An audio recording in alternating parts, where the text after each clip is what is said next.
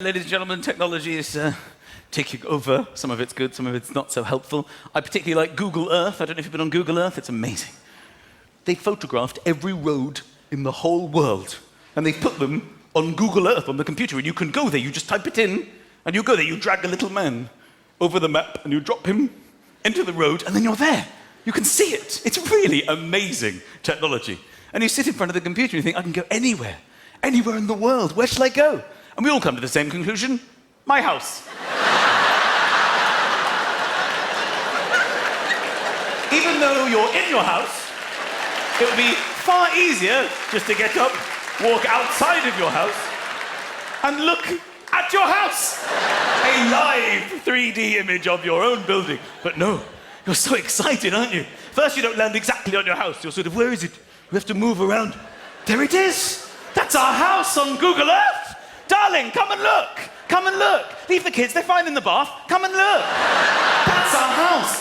It's our car on Google Earth. Some technology, I think, no help whatsoever. Loos, modern public loos, I don't think they needed any updating. I think we were fine with the process. You go in, if you need to turn the light on, you turn the light on. Now they have this automatic motion sensor lighting. You come on and the light comes on. Oh, just from you moving. Which is fun at the beginning, but then when you're on the loo, the light goes off. You have to reactivate the light, so you start moving.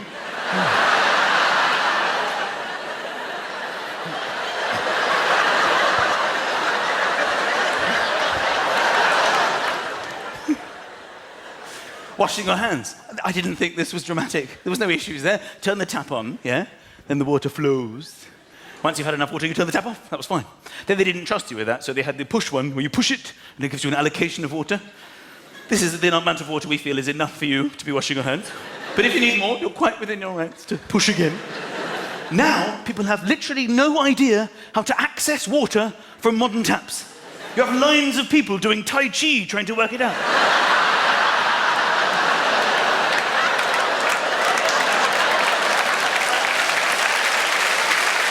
Do you know? You any idea? Mr. Miyagi! Of course, I don't want to bring up football too much in Manchester, because I know this is a bit of, friction. I don't want to separate people into their teams. I know you all divided who support. I said to my wife that, they're called Man City and Man United. And it was her, not me, okay, who pointed out they do sound like gay clubs, okay? You can't argue with it. Don't shoot the messenger. Where are you going Saturday? I'm going down Man City, yeah.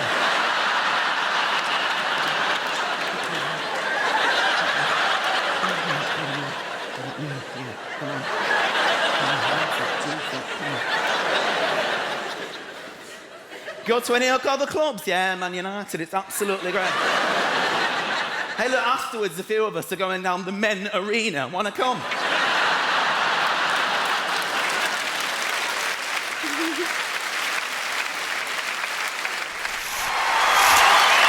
I flew in a couple of days ago. They've got these iris recognition scanners now in the airport for your eyes. There was an Irish man working on it. He said, would you like to step forward into the iris recognition scanner? You have scanners for recognizing Irish people?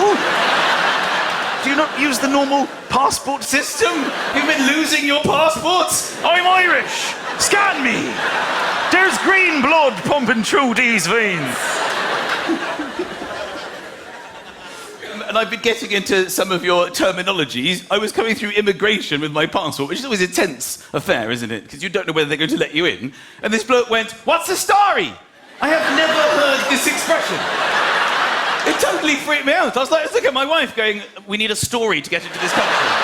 Have you got any stories? I didn't know anything that's a narrative. You've got some children's books. We're coming up with something. There were three little pigs. Story! I love that. You shortened it to story!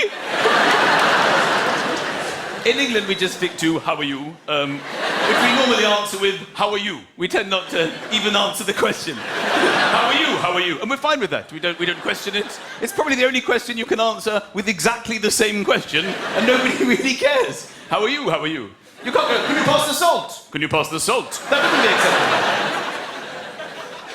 So I've hired a car, I've driven around Ireland, which is thrilling, if not a little bit tense, as I'm reminded of how many people have died on every one of your roads. It doesn't make you feel better. I'm planning my journeys now to give myself statistically the best chance of survival.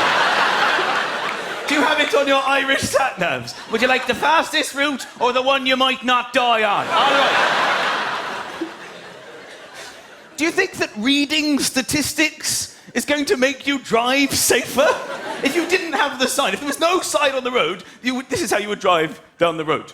With the sign, you drive down it, and I've been there, and you go, ooh.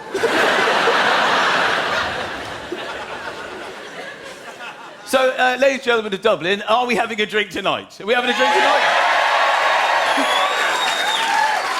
This is what I love about Dublin. You don't mess around when it comes to your drink. There are various clues around the city that you like a drink. For example, when you're crossing the road, you have the green man who's go, and the red man is stop. In England, we have this. Red man, he like this. And you know you mustn't go. You copy him. You copy him. Unless you try and walk across him. And then that will change to the green man, which means go. But in Dublin, you have an additional man.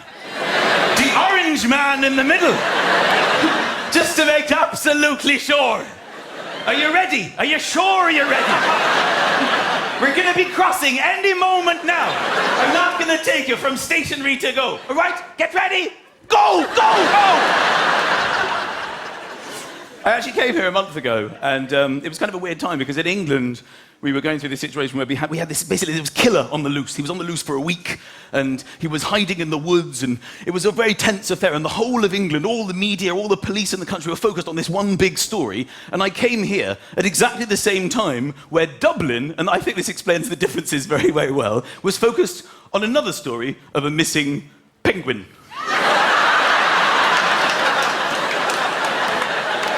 Which led to one of the weirdest conversations I've ever had in a taxi, where I sat in the taxi and the driver went, "So, do you think we'll find him?" And I was like, well, you know, I mean, they're certainly searching. I know they're all out there. But he's used to the outdoors. Yes, apparently he's a survivalist. Yes, he's a survivalist. Poor little fella. What do you mean, poor little fella? You know, he tried to murder. He tried to murder his girlfriend. Well, I didn't know that about him. He's on steroids, I haven't read up on the subject. This penguin's a lunatic. Penguin. What a fantastic story this was.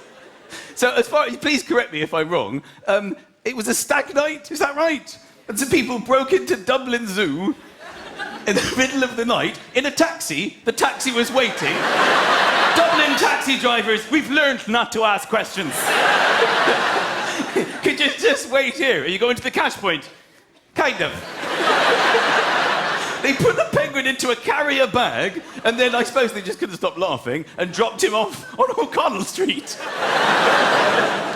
They found him, didn't they? They found him and they put him back. You can imagine all the other penguins when he came back. They must have been... What's the story? Oh, it was unbelievable. I was asleep, he was asleep. Listen, shush and listen. And the next thing I know, I'm in a small bag. No, Lidl, the German shopping centre. And they just dropped me off on the corner of O'Connell Street.